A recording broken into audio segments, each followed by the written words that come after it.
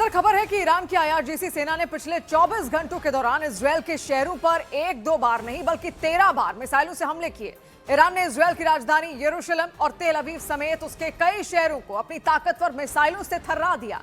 जान बचाने के लिए लोग बंकरों में छिप गए। दावा किया गया कि ईरान की आईआरजीसी सेना ने इजरायल के शहरों पर बैलिस्टिक मिसाइल गिराई और बैलिस्टिक मिसाइलों के हमले से इजरायल के कई शहर दहल गए, क्योंकि ईरान ने अपनी बैलिस्टिक मिसाइलों की मदद से इजरायल के शहरों पर क्लस्टर बम भी गिराए। क्लस्टर बम झुंड में गिरते हैं और इसीलिए उन्हें इंटरसेप्ट करना आसान नहीं होता। ईरान की आईआरजीसी सेना ने इजरायल के सबसे बड़े शहर तेल अवीव पर एक के बाद एक कई मिसाइलें दागी। तेल अवीव के आसमान में जैसे ही ईरान की मिसाइलें पहुंची, वहां सायरन बजने शुरू हो गए। सायरन बजने का मतलब ये कि वहां हमला होने वाला है या हमला हो चुका है और लोग सुरक्षित जगहों पर चले जाएं। सायरन फिर से बज गई है। 19 मार्च है, रात का टाइम है। ईरान की तरफ से इसराइल पर हमले तेज कर दिए गए हैं। जगह जगह पे हमले हो रहे हैं। ईरान की तरफ से जो मिसाइल दागे जा रहे हैं, काफी जगहों पे नुकसान हुआ है। तेल अवीव के आसमान में पहुंचने के बाद ईरान की बैलिस्टिक मिसाइल के अंदर से क्लस्टर बम गिरने शुरू हुए। एक मिसाइल से करीब 80 क्लस्टर बम गिरते हैं और इसी वजह से उन्हें रोक पाना बेहद मुश्किल होता है, क्योंकि एक साथ 80 से ज्यादा बमों को इंटरसेप्ट कर उन्हें मार गिराना किसी चुनौती से कम नहीं। किसी भी एयर डिफेंस सिस्टम के लिए एक साथ इतने सारे बमों को नष्ट करना मुश्किल होता है। हालांकि इसके बाद भी इजरायल की सेना ने ईरान की मिसाइलों के साथ उसके क्लस्टर बमों को भी हवा में ही मार गिराने का दावा किया, लेकिन दावा किया गया कि इसके बाद भी कुछ क्लस्टर बम तेल अवीव की जमीन से टकरा गए। इसका नतीजा ये हुआ कि वहां जोरदार धमाके हुए। तेल अवीव पर ईरान की आईआरजीसी सेना ने जब हमले किए तो उस दौरान न्यूज 18 की टीम भी वहां मौजूद रही। ईरान की मिसाइलों के हवा में पहुंचने के बाद वहां धमाके शुरू हो गए। क्लस्टर बम गुच्छे या फिर झुंड में एक साथ तेजी से नीचे की तरफ गिरते नजर आए। इस दौरान जान हथेली पर रखकर न्यूज 18 की टीम इजरायल के तेल अवीव शहर से पल पल की जानकारी देती रही। बिल्कुल हमारे सर के ऊपर से ये देख सकते हैं आप न्यूज 18 इंडिया पे एक्सक्लूसिव विजुअल्स क्लस्टर बॉम्ब्स के। ऐसा लगता है कि बिल्कुल हमारी ओर ही आ रहा है और ये बहुत बहुत डेंजरस होता है। ये देख सकते हैं आप। रात के अंधेरे में तेल अवीव के ऊपर क्लस्टर बम आग उगलते हुए जमीन की तरफ बढ़ते दिखाई दिए और उसकी वजह से शहर में लोगों को अलर्ट करने के लिए वहां लगातार खतरों का सायरन बजता रहा।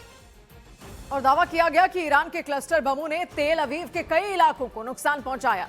17 मार्च को इजरायल के हमले में ईरान के सुरक्षा प्रमुख अली लारीजानी मारे गए थे। उसके बाद इजरायल ने ईरान के साउथ पार्स गैस फील्ड पर हमला कर दिया था। पश्चिमी मीडिया ने दावा किया कि अली लारीजानी की मौत और गैस फील्ड पर हुए हमले के बाद ईरान की आईआरजीसी सेना ने इजरायल पर हमले तेज कर दिए और एक साथ इजरायल के कई शहरों पर मिसाइलों से हमले किए। दावा किया गया कि पिछले 24 घंटे के अंदर ईरान की आईआरजीसी सेना ने इजरायल के अलग अलग शहरों पर 13 बार हमले किए। इजरायल के मीडिया के मुताबिक सबसे ज्यादा इजरायल का तेल अवीव शहर ईरान की बैलिस्टिक मिसाइलों और बमों के निशाने पर रहा। अभी जोरदार धमाका, जोरदार एक और धमाका, लगातार धमाके हो रहे हैं और लगातार जो है अटैक्स हो रहे हैं इसराइल पर ईरान की तरफ से। वहां कई बार मिसाइल हमले के सायरन बजे और उससे वहां रहने वाले लोग सहम गए। सायरन बजते ही लोग जान बचाने के लिए दौड़ते हुए बंकरों में जाते नजर आए। अभी अटैक होने वाला है। ईरान की तरफ से मिसाइल अटैक लॉन्च किया गया है और आप देख सकते हैं लोग जो है वो दौड़ रहे हैं शेल्टर की तरफ। ईरान के लगातार हमलों की वजह से पूरे तेल अवीव शहर में सन्नाटा पसरा दिखाई दिया। सड़कें सुनसान नजर आई। रात ही नहीं बल्कि दिन के उजाले में भी सड़कों और बाजारों में कोई नहीं दिखा। हालांकि इजरायल की सेना ने ईरान की मिसाइलों और क्लस्टर बमों को रोकने में अपनी पूरी ताकत झोंक दी। इजरायल की सेना की तरफ से दावा किया गया कि उसने अपने एयर डिफेंस सिस्टम से ईरान की मिसाइलों और बमों को जमीन पर गिरने से पहले ही हवा में तबाह कर दिया।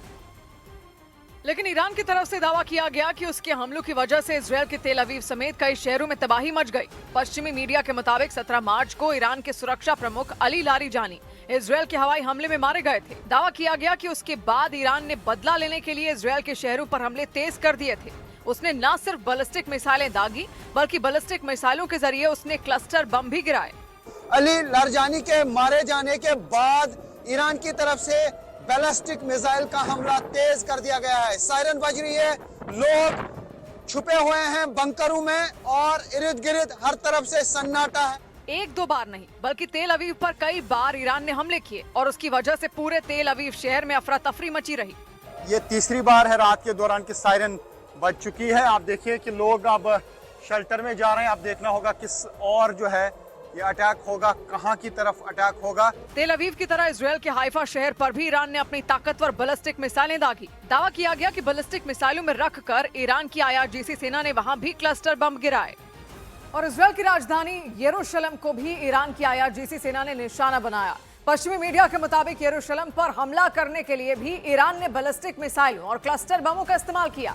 दावा किया गया कि कुछ क्लस्टर बम यरूशलेम के रिहायशी इलाकों में गिरे और उसकी वजह से वहां तबाही मच गई। जिस भी इमारत या फिर मकान पर क्लस्टर बम गिरे वो पूरी तरह मलबे के ढेर में बदल गए। न्यूज़ 18 की टीम यरूशलेम के उस इलाके में पहुंची जहां ईरान के क्लस्टर बम के गिरने से एक इमारत ध्वस्त हो गई। हालांकि ये जानकारी नहीं मिल सकी कि इमारत पर क्लस्टर बम गिरने से कितने लोग घायल हुए या कितने लोगों की जान गई। मैं इस वक्त नेकबा एरिया में हूँ। ये इसराइल का एरिया है और यहाँ पे आप देख सकते हैं कि बिल्डिंग का क्या हाल हुआ है। यहाँ पे क्लस्टर बम की वजह से फिलहाल ऐसा लगता है कि इसराइल के पास क्लस्टर बम का तोड़ अभी तक नहीं है। पश्चिमी मीडिया ने दावा किया कि इसराइल के सामने इस वक्त सबसे बड़ी चुनौती ईरान के क्लस्टर बमों से निपटने की है, क्योंकि एक साथ बमों के झुंड में गिरने की वजह से इसराइल के एयर डिफेंस सिस्टम उन्हें निशाना नहीं बना पा रहे। और अगर एयर डिफेंस सिस्टम उन क्लस्टर बमों को इंटरसेप्ट करते भी हैं, तो इसमें इसराइल को 100 से ज्यादा इंटरसेप्टर मिसाइलों का इस्तेमाल करना पड़ेगा। और इसकी वजह से इसराइल के एयर डिफेंस सिस्टम में इस्तेमाल होने वाली मिसाइलें जल्द खत्म हो सकती हैं। जंग के बीच अगर ऐसा हुआ तो इसराइल की सेना के सामने मुसीबत खड़ी हो जाएगी। पश्चिमी मीडिया ने दावा किया कि इसी बात का फायदा उठाते हुए ईरान लगातार उस पर क्लस्टर बमों से हमला करने में जुटा है, ताकि इसराइल की सेना को संभलने तक का मौका ना मिले। दावा किया गया कि ईरान के क्लस्टर बमों से इसराइल के कई शहरों में दहशत मची हुई है। यरूशलेम के एक इलाके में तो ईरान की तरफ से दागी गई बैलिस्टिक मिसाइल का एक हिस्सा एक मकान पर गिर गया।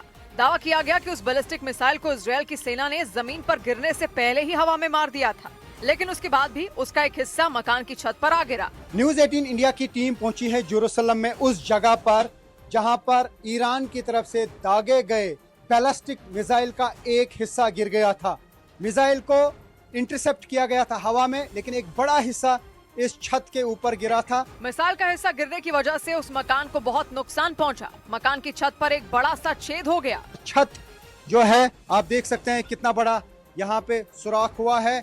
अब इस जगह को ठीक करने के लिए यहाँ की म्युनिसिपैलिटी की टीम आई है और अब इस जगह को ठीक किया जाएगा। हालांकि दावा किया गया कि इस घटना में उस मकान में रहने वाले लोग घायल नहीं हुए, लेकिन ईरान की तरफ से लगातार हो रहे मिसाइल हमलों ने वहां रहने वाले लोगों की नींद उड़ा दी। उधर उत्तरी इजराइल में हमला करने के बाद चरमपंथी संगठन हिजबुल्लाह ने अपने ऑपरेशन का एक वीडियो जारी किया।